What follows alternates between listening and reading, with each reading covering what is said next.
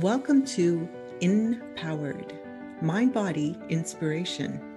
The mind is the map to wholeness, wellness, health. The heart is the key to genius and inspiration. Join me and my guests as we explore how to release and rewire into who you truly are, unique, whole, and empowered. Please like, share, and subscribe. Spiral up, spiral out. Welcome, everyone. Today we have Diane Elms, an iridologist, homeopath, and author of Living on the Go.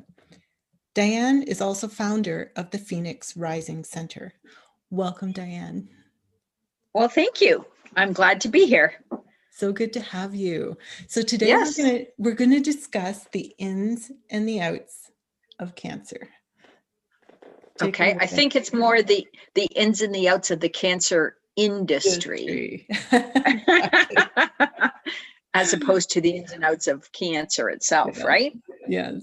So, yeah. I think probably the best way to get through this or to begin it is for people to understand this is not something I chose. This is not something that I thought would be a great thing to spend my time on when I get into this. But I'm going to just share something first because it just came to my mind. It was interesting when I went to school, and that's how I met you, Jane, is when we went to school for homeopathic medicine. I think it's in year 2. I think it's year 2 or year 3. I can't remember. But remedies are chosen and you have to study them and then present them in class. Do you remember if it's year 2 or year 3? Doesn't really matter. Anyways, every remedy that I was given, and I didn't choose them, every remedy that I was given was actually a cancer remedy.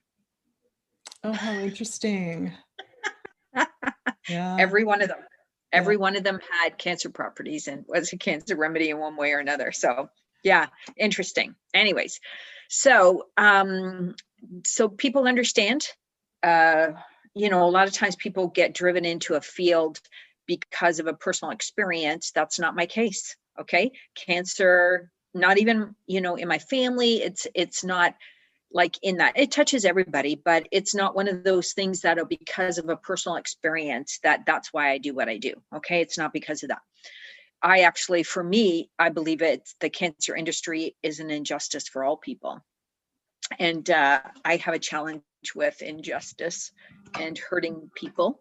And my husband used to always say to me, Diane, you're so naive, because I could just not, in my mind, I just can't understand how people could do things they know are wrong and or do things to people that they know are wrong and continue to do them. I say that just isn't part of my DNA. That just isn't part of my realm, right? Of what I can handle or believe in. And so it's hard to understand that how this could go on and go on and go on. So let me explain.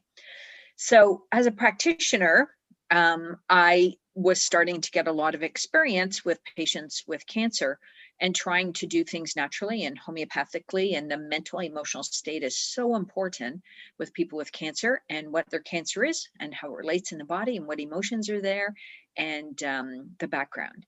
So I was asking people, so when I went to school, homeopathic school, in year 3, we had a professor that did labs.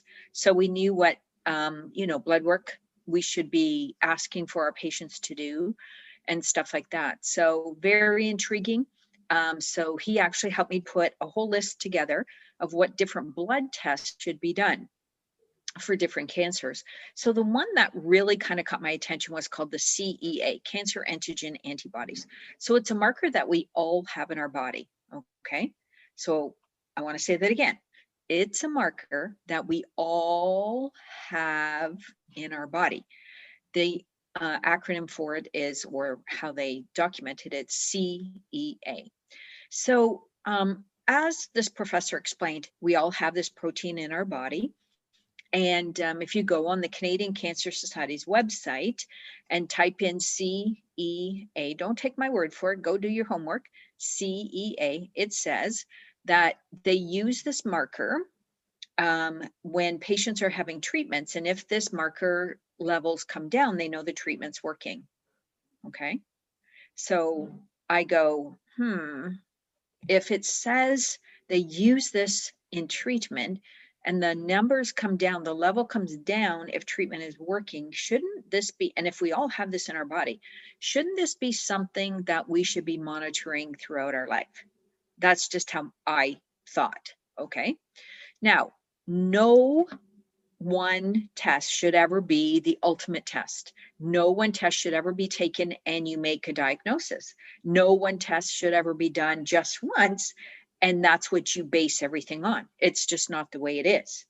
Because even when you get blood work done, CBCs, which is red blood cells and white blood cells, and something shows up, then you have to do more investigative work in blood work, right? You never just take one test, one number, and leave it as that and say, this is the way it is. That's, this is a basis to begin with. And I kept thinking about, well, if we all have this in our body and people go for routine blood work, whether they get it done every year, every 2 years, every 3 years, whatever, they would generally then get tested glucose, A1C, and cholesterol, because those are all markers you want to keep track of for prevention, correct? Mm-hmm. Right? Yeah. So I'm thinking, okay, if 1 in 4 are going to get cancer, 1 in 2 are going to die, then shouldn't we be doing a little bit more prevention? That's just how I think. So I'm like, okay, I start asking my patients regardless, right? Ask your doctor if they will do the CEA blood test. Well, my patients were shocked and I was shocked. I had family doctors who came back and said, I don't even know what that blood test is.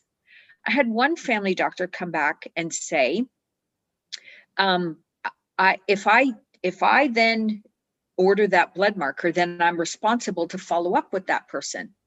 Yeah, common sense. So then you would do ultimate other blood work, or you would then send them to an oncologist, right? And it would be early prevention. And I had other ones say to their patients, no, I'm not ordering that. Plain and simple, I am not ordering that. Now, you would think that one test, because there was so much resistance from family doctors and even oncologists to order that test, you would think that test was $1 million.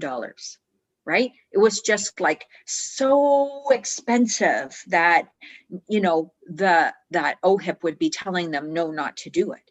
Well, in fact, that test was, when I first found out about the test was $35. $35. And if you have cancer, the test can be done for free, and it's subsidized by some cancer societies. And if you don't have cancer, it actually says under OHIP regulations that it cannot be done for prevention. Why would any test be blocked by OHIP that you cannot get it done for prevention? That just blows my mind. So I didn't know that in the beginning. All I kept getting was all this resistance from doctors to get this test done. And then my patients started getting suspicious, like, what the heck's going on? So I went to my members of parliament, both federally and provincially, and I talked to them about this test. And they informed me that there are many pharmaceutical lobbyists, multiple pharmaceutical lobbyists for every member of parliament. I'm like, that's interesting, right? So I asked for how much money was downloaded from our federal government into our provincial government, and how much money provincially goes into our healthcare system. And I wanted all of the OHIP laboratory expenses. So I received all that information, and that's when I looked up the CEA, that right beside it, it says it cannot be used for prevention. It's blocked by OHIP to be used for prevention.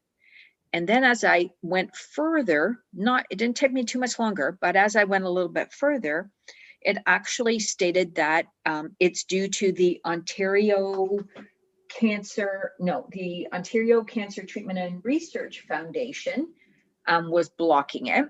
And then when I went back into there, that led me to an act that we've had in Parliament since 1939 called the Cancer Act. I was not aware of this. Were you aware of this before I told you? No, I mean, I've heard it mentioned, but I haven't had time to look into it. So you Yeah. have. And Mhm. also, why you obviously now have a good idea why they would block such a test. Correct. So actually, so let me just tell you what the Cancer Act says. So, and then I'm going to tell you a little bit more about that, and then remind me, because I want to go back to why I think it actually started. Okay. So the Cancer Act has been around since 1939. It actually originated in England, and then, like, within a couple months, started in Ontario. And so it's only 3 pages long, the entire document. And it, says a lot of really doesn't really make a lot of difference about a lot of stuff that says in it.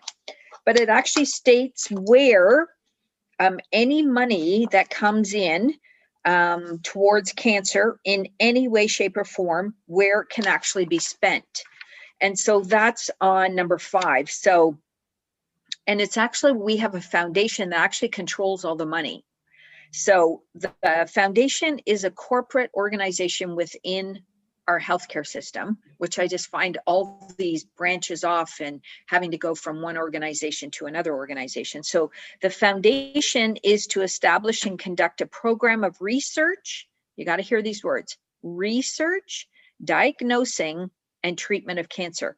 Did you hear the words prevent or cure? No, I did not. That's right. So in the Cancer Act itself, it says all the money, all the cha-ching, the billions of dollars, federally and provincially, that comes into Ontario, that gets put towards cancer. The object of the foundation, which controls it all, is to establish and conduct a program of research, diagnosing, and treatment in cancer. It does not say to cure or prevent. Right. And so people may say, oh yeah, well, what are they doing research on? Yeah, they're actually doing research on diagnosing and treating cancer, not cure or prevent. So that makes you sit back and go, wow. Well, it did to me. Mm-hmm. So then it also is in here that, about liability and how there's no liability to all those that work in cancer. Did you know that? Oh, no, I did No not. liability. That's right in the Cancer Act. And So then, anything that they do, they won't be liable for, correct. even if it's experimental or. Correct. You got it. So, and I know I'm laughing because I've shed many, many, many tears over all of this and the injustice of it all. And and then 2 other sections. So I'm going to read 15 first, and then I'm going to go back to 14. So there's actually only 16 parts to the act. So, but I'm going to read 15 first. It says, subject to the approval of the Lieutenant Governor and Council, the foundation may apply for or acquire by purchase, assignment, or otherwise rights to any patent relating to any remedy. So you know what a remedy is? Something natural, right? They don't call pharmaceutical medicine a remedy. A remedy is something natural. Relating rights in any patent relating to any remedy for the prevention or cure of cancer, and may sell and dispose thereof, may sell or dispose thereof, or any interest therein, or grant or sign any rights that have been acquired by the foundation. So the only time the words cure and prevent are in the whole Cancer Act is when the foundation can come and take away any remedy that can cure or prevent cancer. The only time in the whole act the words cure and prevent are there is in regards to them being able to take any remedy away from who designed it. So does this mean that they would block anyone that comes up with a natural cure or prevention for cancer? Well, these words kind of say that. Yeah. I mean, I can't, right? Yeah. But that's why remind me to go back to why I thought this all began. It also says in here that subject to the approval, number 14, subject to the approval of the Lieutenant Governor and Council, the foundation may acquire by purchase or lease, or may enter upon, take, and use without the consent of the owner thereof any land and buildings that are considered suitable for the purpose of the foundation, and may erect buildings, acquire and install machinery and equipment, and purchase all such instruments, material, and appliances, and other matters and things that are considered necessary. So not only can they take the remedy and dispose of it or do whatever they want, because, you know, that's what it says. They may sell, dispose thereof, or of any interest therein, grant or assign any rights. They get to do whatever they want with it, but then they can also take the land, the buildings, the equipment, and everything else that go with it. Wow. And this has been in place since 1939. So if you, and I don't have the book right in front of me, so you're going to have to, you know, give me some liberty with my wording. But have you ever heard of SEACT? Yes. Yeah. Okay. So Rene Caisse was a nurse back in the 30s, 1930s. She worked in oncology department, and her grandmother was a Native American who used a herbal tea. So when patients were to the point that doctor said there is no cure, they're going to die 48 hours, she got permission to use this herbal tea, and she intravenously injected it in them, and lo and behold, people lived, right? They didn't die, they lived. So she was using this, and she actually had a clinic. And if you go back in history and actually read the book, and I've got a book, and it actually shows you the documentation, the members of parliament that signed it, that wanted her to continue to do it, right? So the story goes, a pharmaceutical company wanted to buy the herbal tea off her. She said, well, only if you're going to use it. If you're not going to use it, I will not buy it. I will not sell it to you. And within a couple of months, she was shut down. And then shortly after, within a couple of weeks, the Cancer Act was made. Oh, so all around the same time. Yep. So you could call it a coincidence, but I don't. And so if she already was showing that she could cure cancer, right? Or it wasn't her, it was the herbs, right? And cleansing the body. And I mean, she had people, they actually had patients come and talk to her, and talk to the board that, decided that, nope, we're going to shut her down. So when, we started this, wouldn't you? Like, you would think that there would, sorry? You would think there'd be all hands on deck. What is in this SEACT, and how can we help more people? That should be the response. Exactly, right? So the main ingredient, and it's no secret, you can find the recipe. I mean, there's books called Cancer Salves and Cancer Cures, and they have all sorts of natural remedies in them, right?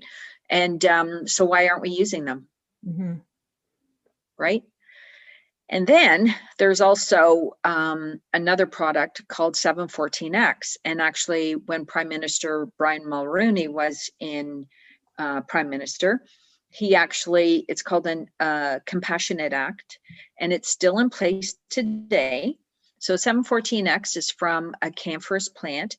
It actually is produced in Quebec. I've talked with the biochemist and his wife. They actually contacted me because I wrote about it or did a YouTube video, and they found out and they contacted me.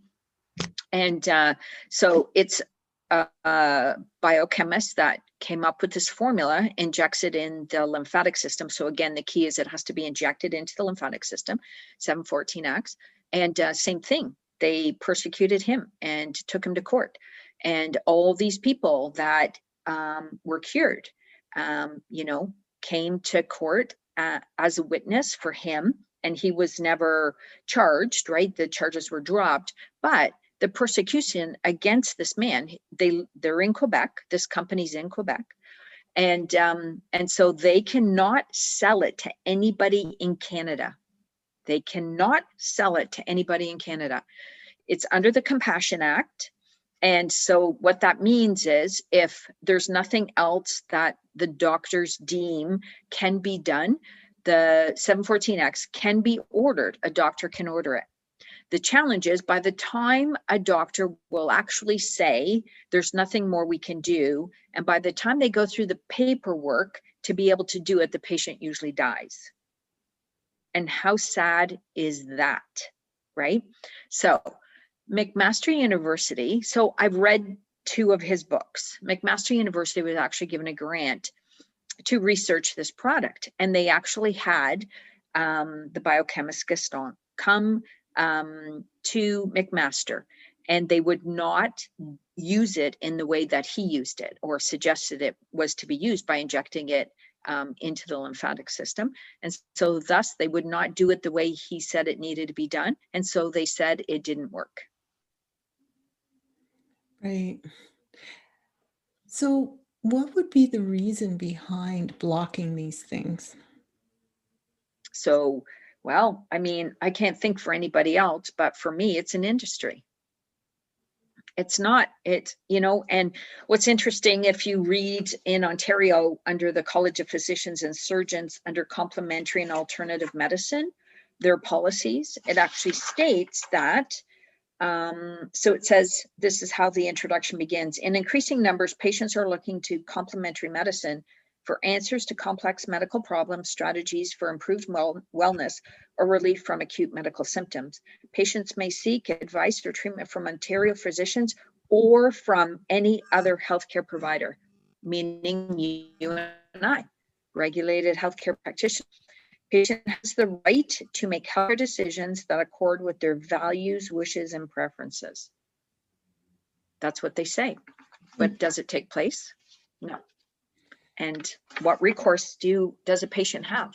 The only recourse a patient has, if a doctor will not comply with what they want to do, the only recourse they have is to then go to the College of Physicians and Surgeons and put a complaint in against the doctor. Well, most people won't do that. A, they don't want to be confrontational. B, they're already sick, right?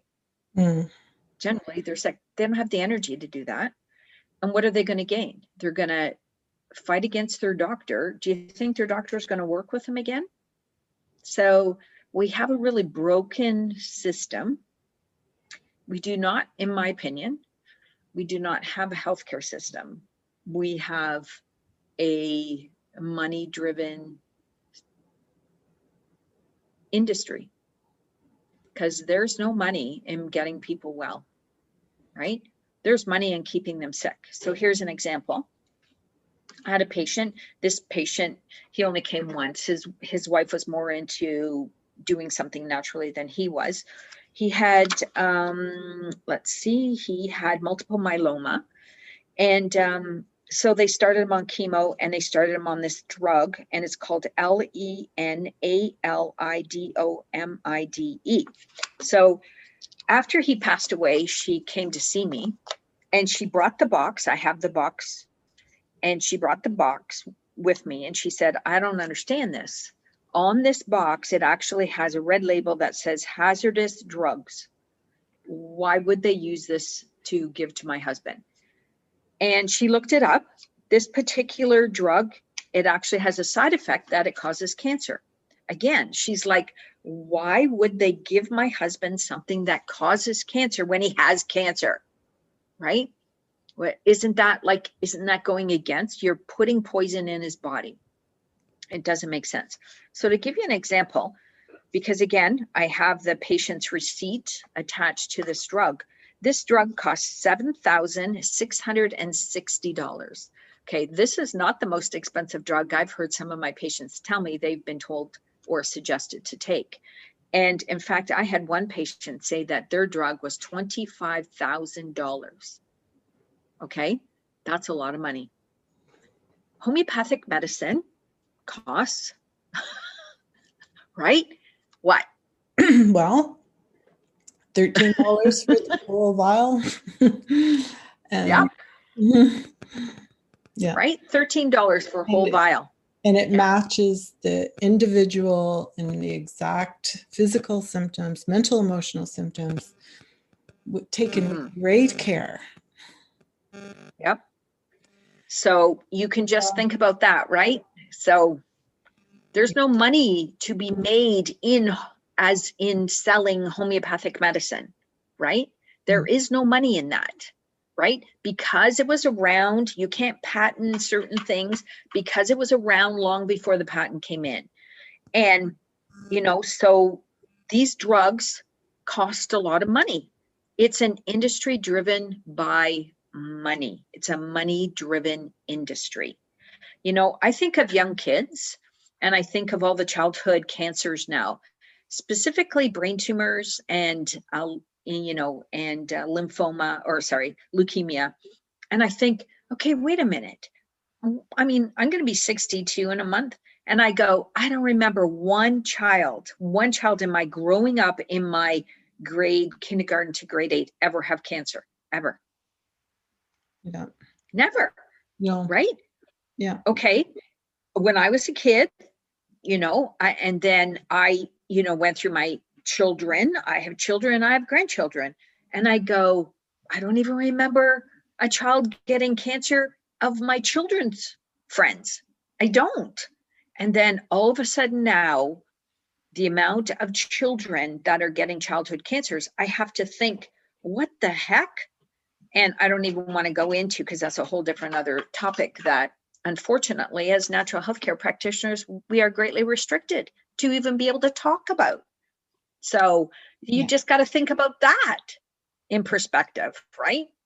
So people need to take on the initiative.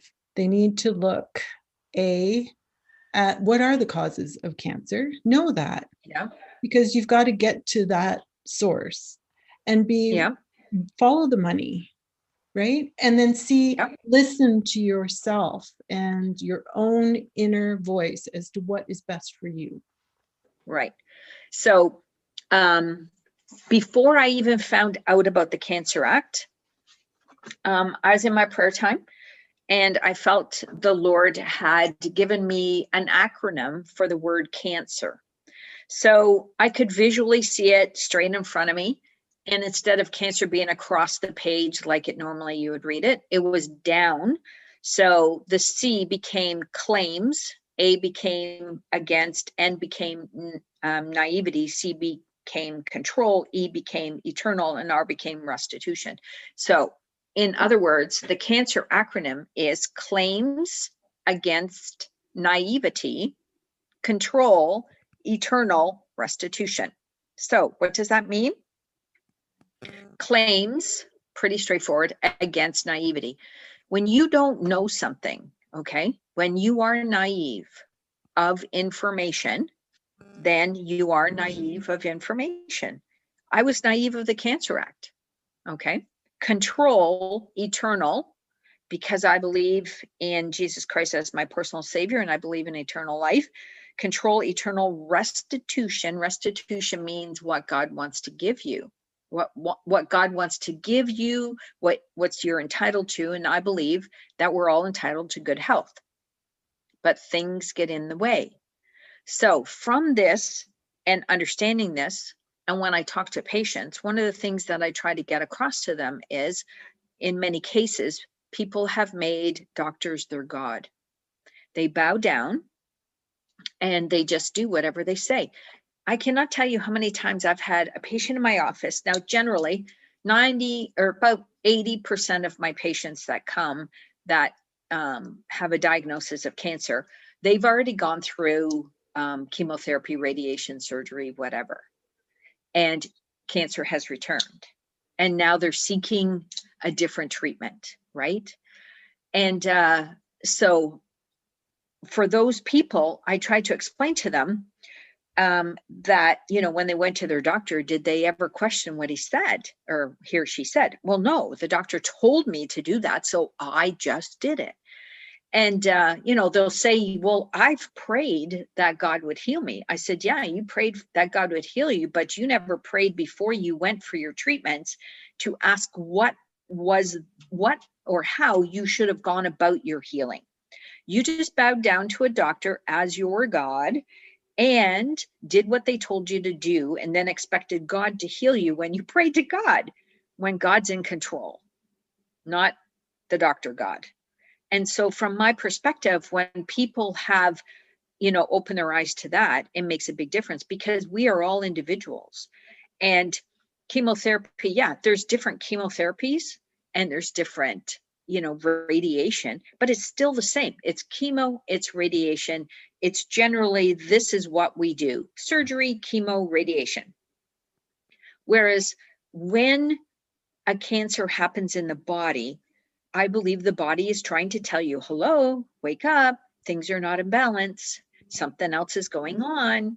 But if you don't change those things or get to the root cause of it, and most of it is through your mental emotional state, and it is through past hurts, and it is, yes, okay, I agree. There are times when there are toxins released. In Hamilton, there was a big fire called the Plastomass fire, where the first firefighters they didn't know it was toxic material. A lot of them got lung cancer. Okay, that's a specific situation. But in general, most cancers, and most people don't want to hear this, in general, most cancers are because of our mental emotional state. And I believe that cancer is a fear-driven industry.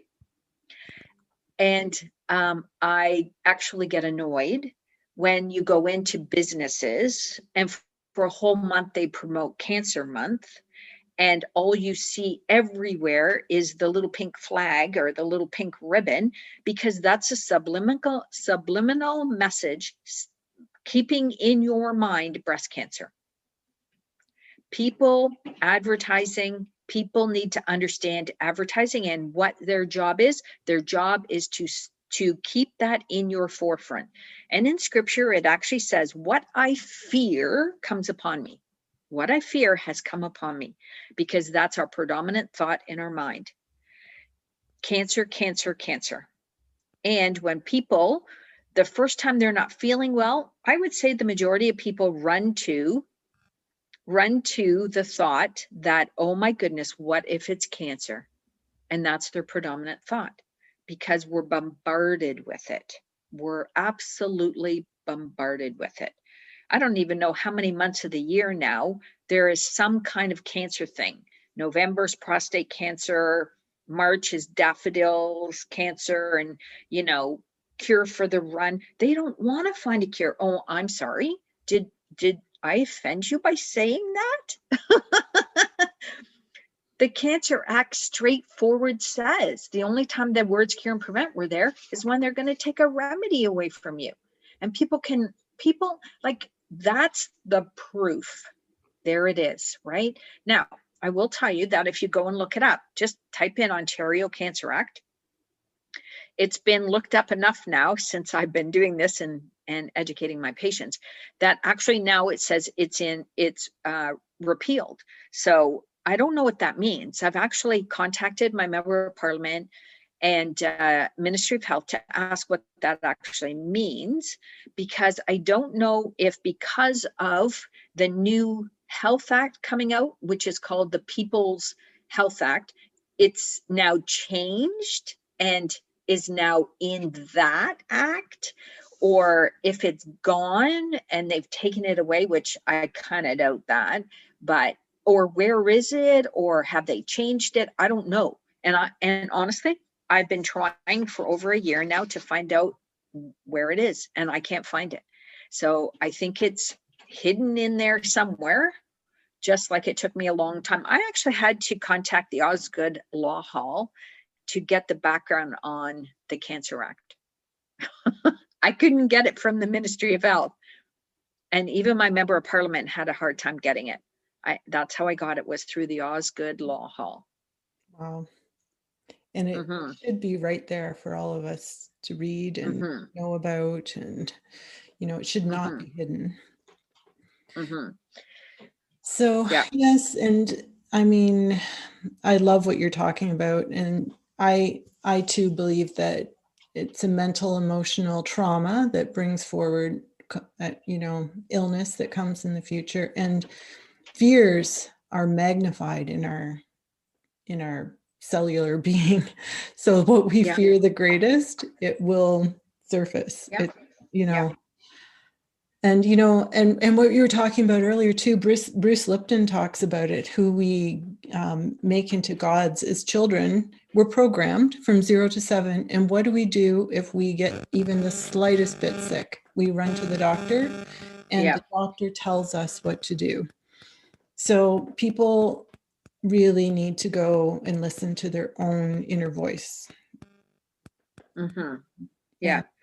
And again, you know, what's interesting is if you look on the Canadian Cancer Society's website and just look up side effects of chemotherapy, and what does it say? It says that chemotherapy, one of the side effects is a secondary cancer.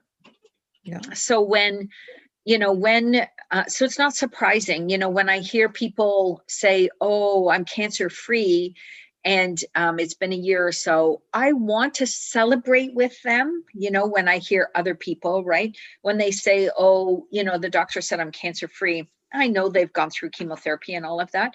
And I want to celebrate with them, but there's still a little part of me that goes, dear God, help them, right? Because if they never made the changes of the root causes, and now they've bombarded themselves with chemotherapy, right? When they get cancer back again, and what are they told? Oh, it's a secondary cancer from your original cancer. Well, think about that. You never then cured it in the first place, right? You never got to the root cause. You never got rid of it. And then you just bombarded yourself with toxic material, chemotherapy, and now you have a secondary cancer. It never went away in the first place. You just pushed it somewhere else. Yeah. Right. And we really do. I honestly, the people that have made the changes in their life, in their mind, in their emotional state, and they stick with them, right? They make those changes. Those are the ones that are cured. Yeah. In my opinion. Yeah. And to clean the tank, to treat your body like the spiritual vessel that it is, you know, within your mind, and what you eat and what you drink, what you consume, what you do to others. Yeah.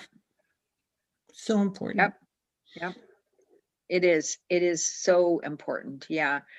And I hope with all this information, you know, people stand back, and instead of just rushing into, I'll do whatever the doctor says because they're afraid, they actually deal with the bigger picture of why did it happen in the first place, right? Why did it happen in the first place? And how can then we do that seek so beautifully with homeopathy and, you know, healing that place. But you know,